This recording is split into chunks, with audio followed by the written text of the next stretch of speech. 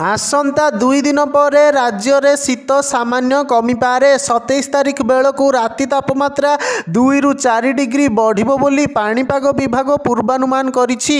रविवार 18टी सहरर तापमात्रा 15 डिग्री तले रही। जी उदयगिरी रे पारद सबुठु कम रही। एठारे सर्वनिम्न तापमात्रा 8 डिग्री सेल्सियस रेकर्ड होइछि। फुलबाणी रे राति तापमात्रा 10 डिग्री रही। दारिंगीबाड़ी रे 11 डिग्री, झारसुगुड़ा 11.4, बलांगीर रे 12, कोरापुट रे 12.1, भवानीपाटना रे 12.2, राउरकेला रे 12.4 डिग्री सेल्सियस रेकर्ड होइछि। राजधानी भुवनेश्वर रे 16.1 और कटक रे 16 डिग्री रेकर्ड होइछि।